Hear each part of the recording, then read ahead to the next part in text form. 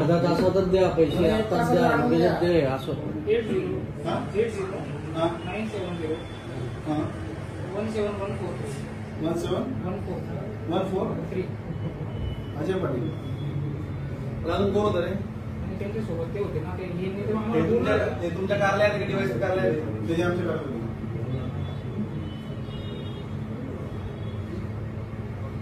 त्यांनी बोलवलं तुम्हाला? त्याला विचारलं. अरे अजय, ते काल तुम्ही त्या स्वप्नील राखुंडेला बोलवलं होतं का? स्वप्नील राखुंडे, यशोदीप टायपिंग. कुणी सांगितलं बोलवलं तुम्हाला? भाऊसाहेबांनी बोलवलं. अच्छा, आणि मग काय केलं त्याचं पुढं? काय केलं? अरे पोचतो ना तुम्ही, पुढं काय केलं ते सांगा पहिलं मला.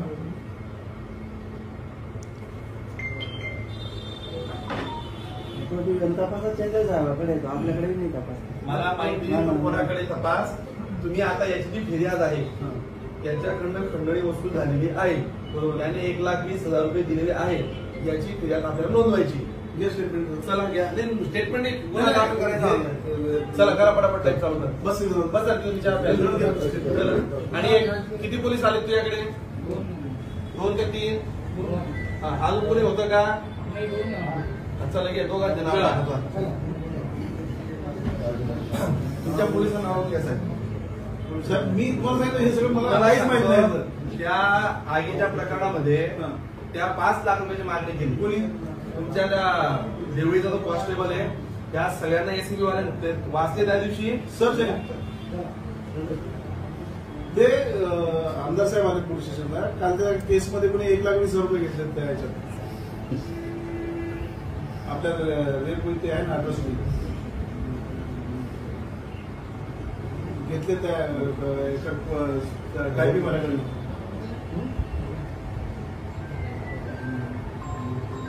कोण होते तो? सगळे साहेब स्वतः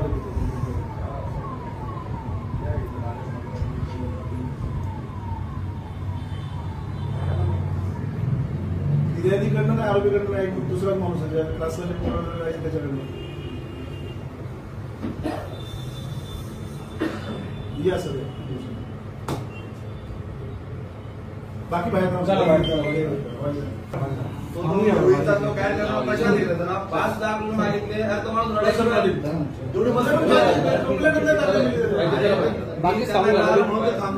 म्हणे आता चल उचल, तुमचं बोलणं करून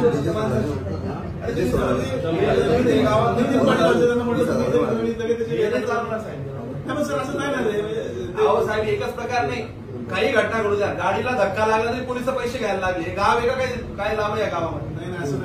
अहो मी तुम्हाला जबाबदारीने सांगतोय. मी कधी असं बिना लावे त्यांना फोन दिले आपल्याला, त्यांचं बोलणं करून देतो तुम्हाला मी. नितीन पाटील साहेब स्वतः या गावात पोलिसांचीच भीती. आता तो दरोडे खोर बाजूलाच राहिले, इथं पोलिसात दरोडे. अरे ह्या पोराने पैसे आणले ना काल 1,20,000 रुपये दिले ना, त्या मित्रांनी पैसे जमवले. तो माझा क्लासमेट आहे, हे माहिती असून म्हणजे मला तुम्हाला काल एका आमदाराचा फोन आला होता नांदगावच्या. नाही काल नाही का रे? त्यांनी केला ना खाली कोणाला तरी फोन, त्यांचं जवळचं नातेवाईक किंवा कोणी म्हणून. राजू भाऊ, तुमच्याकडे 5 लाख रुपये कोणी मागितले होते? नाही बोला ना, बोला. काही मी आहे, तुम्ही कसली चिंता करता? किती त्रास झाला तुम्हाला त्या प्रकरणात?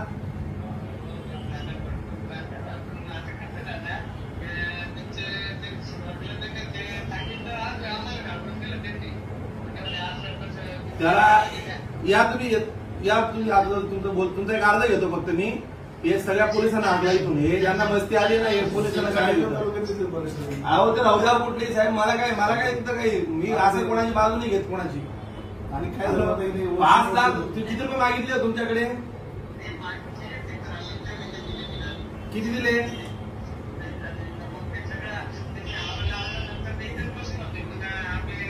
ठीक आहे, तुम्ही या बरं 2 मिनिटं बोलतो मी तुमच्याशी. अहो हे लोक असे साहेब, हे आयुष्यात कोणाच्या भांगडीत पडणार नाही. इथं व्यापाऱ्यांना माझी पारदर्शक पाहतोय ना, पारदर्शक काम.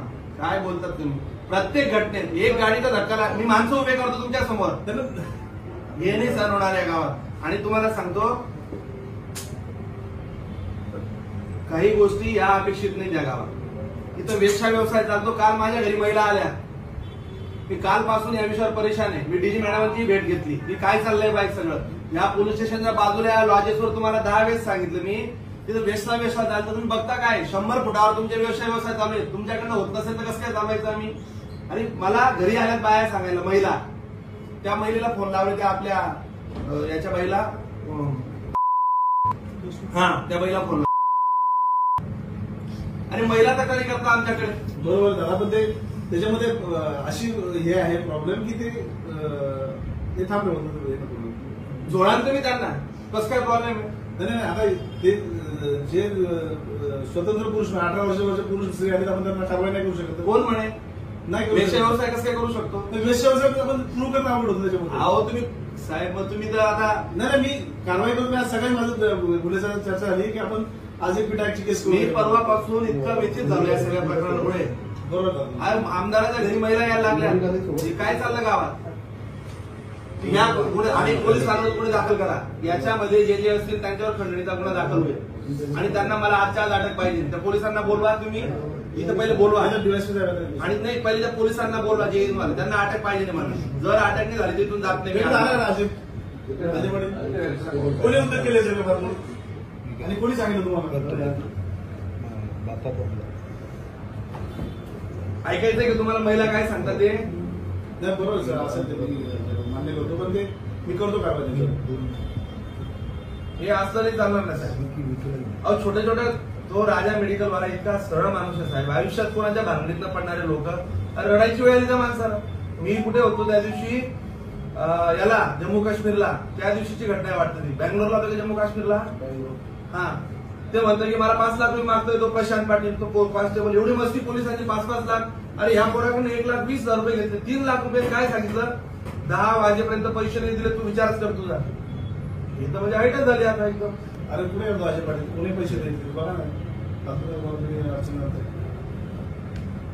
मी डीजी मॅडमांची भेट घेतली. जे चाललंय सध्या एकदम चुकीचं चाललंय. 4-5 पोलिसांची नाव आहे. आता ठीक आहे ते लोक हा पण येत नव्हता. हा त्याने मला काल याच्यासाठी फोन नाही केला ते लोक मला पोलिसचा आरोपी करून टाकतील. मी पैसे देऊन मोकळा होतो.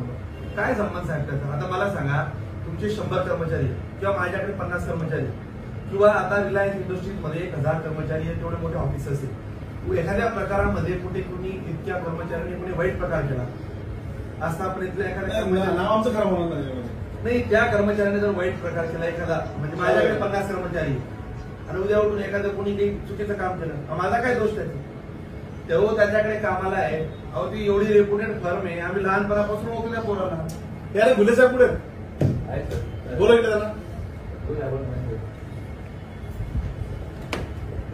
फिर्याद देतो तिकडे चालू करा ते फिर्याद. अरे कुठे अजय पाटील चालू होतो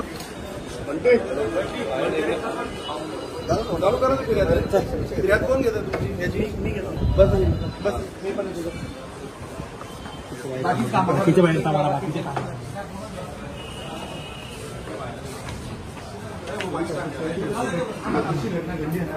काम काय घटना घडली तिचा संदर्भ द्या. तो माझ्याकडे कर्मचारी होता बा. फिर्याद एकदम व्यवस्थित घ्या.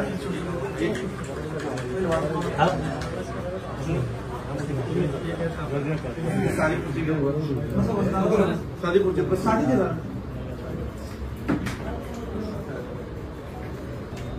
तू 50 दिले ते पण तुझे पण स्टेटमेंट आहे. पैसे कोणाला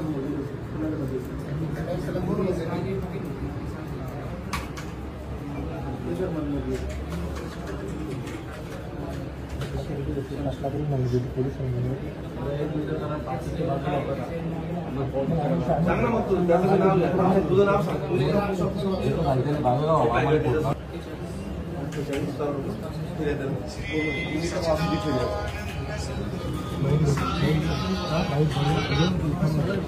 हॅलो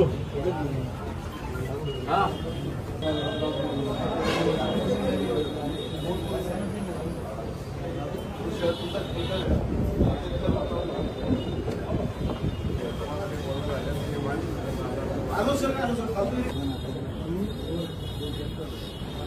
पहिले 3 लाख रुपये मागितले, इतका दम भरला त्याला तुला मी सांगत होतो काल पण ऐकलं तुम्ही असेल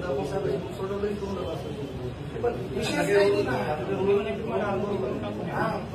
तुझ्या जागेत वापर झालेला आहे असं त्याला आरोपी करू तुला या धमकावून म्हणजे त्याचं इंटेन्शन म्हणजे बघा.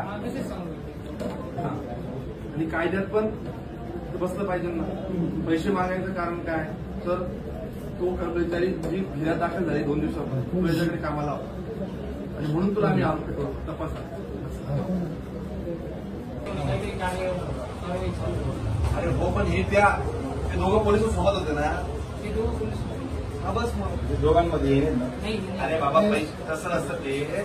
पैसे एकाने घेतले हे दोघा पैसे घेताना हे दोघांना यांना यांची कन्सेंट होते ना पैसे घेताना. माझं काही येईल समजून मी काल जागेवर हजर झालो. मला जळगाव पाठवलं. हे त्या घटनेच्या ठिकाणी होते ना. तुला दम कोणी दिला. कोण लिहिणार आहे कोण 2 नजरे होते का आणि हे पण तिथं होते तपासाच्या वेळेस. तू लिही हे साईडला बसले जे घटनेत हे साईडला बसले होते त्या 2 जणांनी दम दिला. हे त्या कागदपत्रांना त्याच्या बाहेर पण होते ते कसं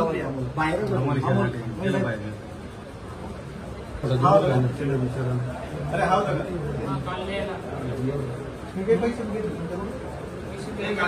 नाही दादा दम देऊ त्याला. पैसे घ्यायच्या ठिकाणी तुम्ही होते तिथं. मी घेतलं का दादा घेतले म्हणजे तुम्ही सोबत होते तेच सांगतोय आम्ही. तुम्ही सोबत होते वास आम्ही कुठे म्हणतोय पैसे तुम्ही घेतले. ज्यांनी घेतले ते सोबत हे होते तेच म्हणतोय आम्ही. तुला सांगतो जे विनंती केली तू पैसे घ्यायच्या वेळेस होता की नाही. त्याला विचारून घ्या दादा मी होतो 10 पैसे घेतले मी फक्त अरे बाबा हे तुला मी सांगतो घटना कशी घडली साहेब हे याला माहित नाही. आरोपीनं सांगते 1,20,000 तुमचा पोलीस कॉन्स्टेबल एकटा घेणार आहे का ते काय आम्हाला कळत नाही. तुम्ही आता या घटनेच्या वेळेस पैसे त्यांनी स्वीकारले. ते सोबत होते 2 जण. ते बाजूला होते ते लिहित होते हे लिहित होते. जी घटना घडली तशीच देतोय आम्ही. खोटी फिर्याद एक शब्दही नाही खोटा त्याच्यात टाकतो त्याच्यात.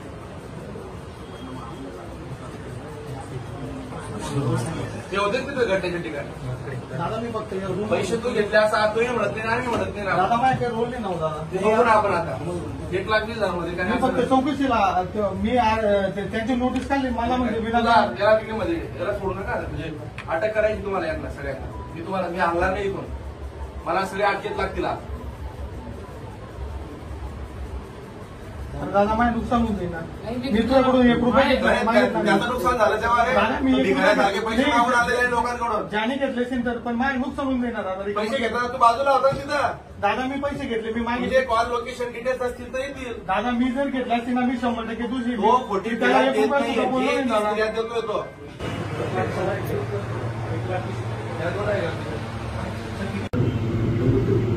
शिल्लक घरामधले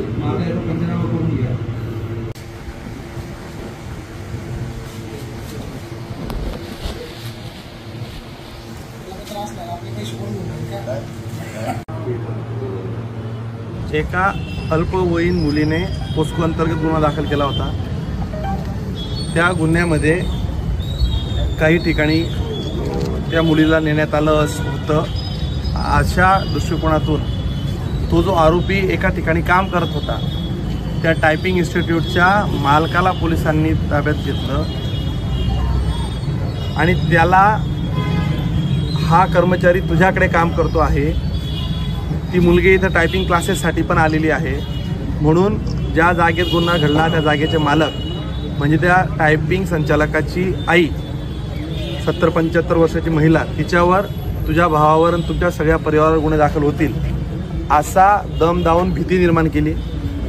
तो घाबरल्यानंतर त्यांनी सांगितलं की बाबा मला या गुन्ह्यातनं मदत कशी करता येईल काय करता येईल माझा या गुन्ह्याशी काही संबंध नाही. तो पोलिसांना विनंती करत असताना देखील पोलिसांनी त्याच्याकडनं पैशांची मागणी केली. 3 लाख रुपयाची मागणी केली आणि 3 लाख रुपयाच्या मागणीनंतर त्याने पहिले 50,000 रुपये दिल्यानंतर म्हटले की 10 वाजेच्या आत जर 3 लाख रुपये तडजोडी यांनी जे काही ठरेल तेवढे पैसे जर आणले नाही तर तुझ्यावर आम्ही रात्रीच्या रात्री गुन्हा दाखल करू. 1,20,000 रुपये त्याने सगळ्या मित्रांकडनं जमून जिथं आपण न्याय घ्यायला जातो त्या कोर्टाच्या आवारातच परिसरातच तिथं पैसे दिलेत.